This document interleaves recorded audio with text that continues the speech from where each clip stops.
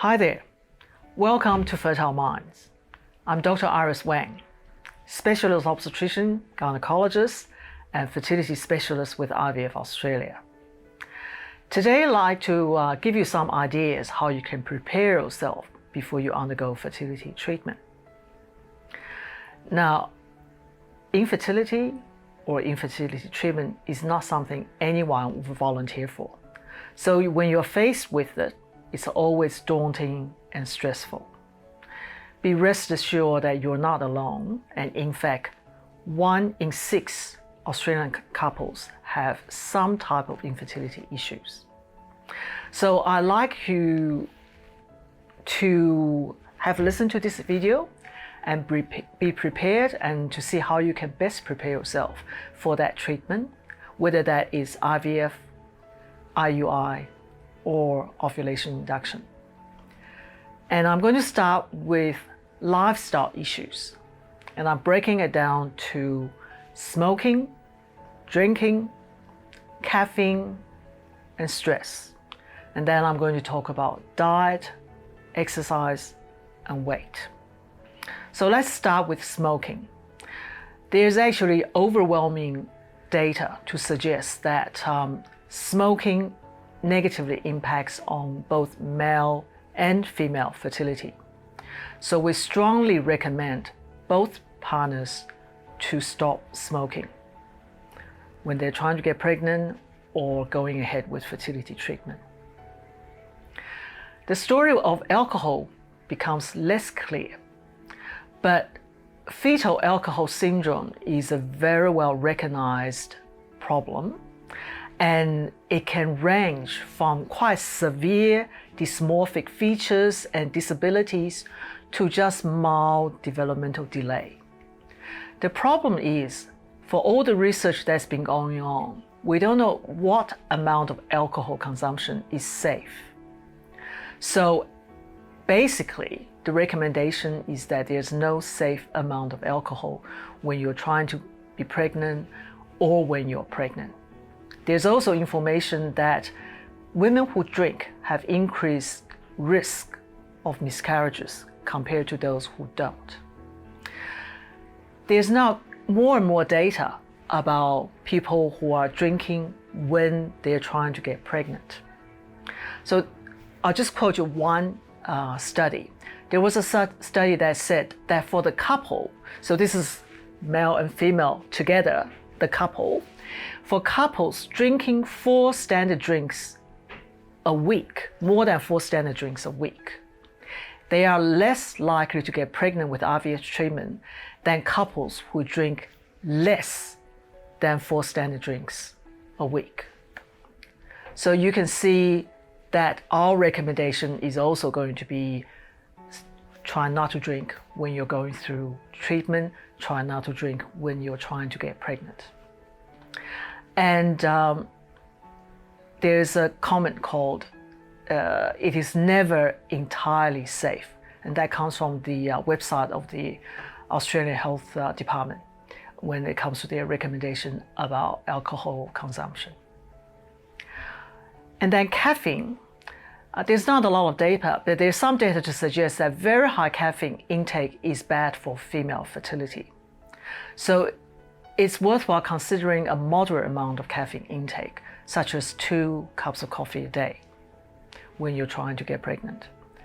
You need to be mindful that caffeine is present in a lot of other stuff as well, including Coca-Cola type of drinks or even chocolate. So you need to take into account of other things that you're consuming.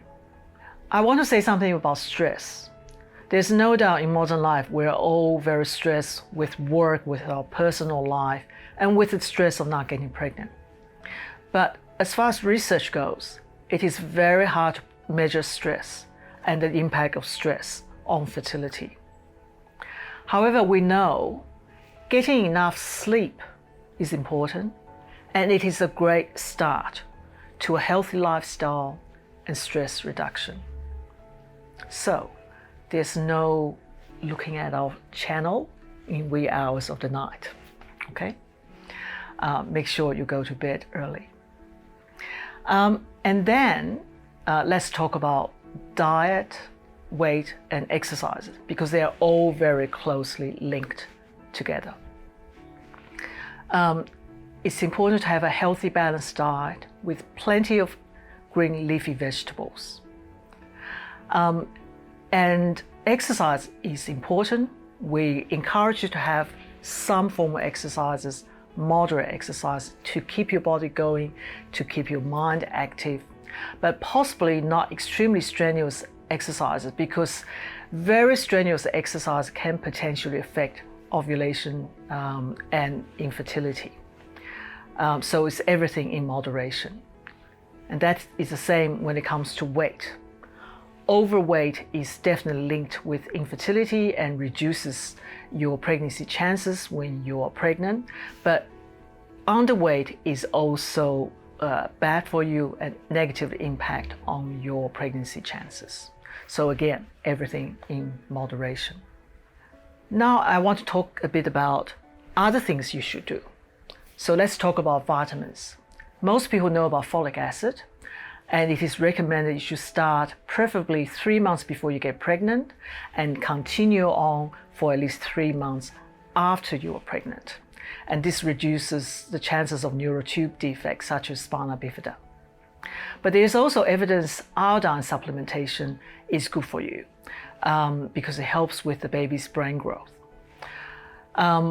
And there's also vitamin D, because there are certain populations who may be more at risk of vitamin D deficiency, and that should also be supplemented.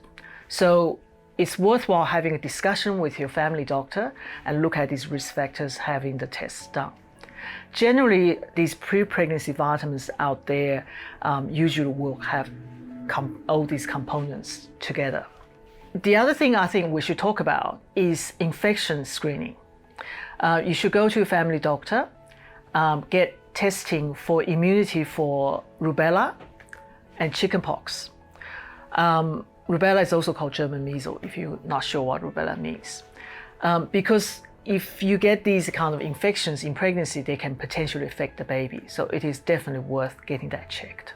The last thing I wanted to talk about is you should probably consider genetic testing for recessive genetic conditions such as thalassemia, cystic fibrosis, spinal muscular atrophy, and Fragile X.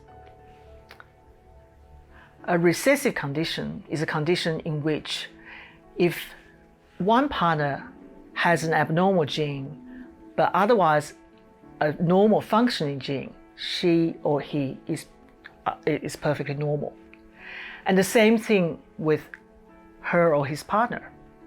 But if they both carry an abnormal gene for that particular condition, there is a 25% chance the child would inherit both of their abnormal genes and have that particular condition, which can be potentially very debilitating. And the advantage is that fertility treatment can now help couples like that to minimize their chance of having a child who are affected by that condition. So it is worthwhile considering the genetic testing. Do leave us comments below if you have any questions, and do subscribe to our channel so you can watch other videos on fertility and fertility-related treatment issues. So thank you for watching, and it is bye for now.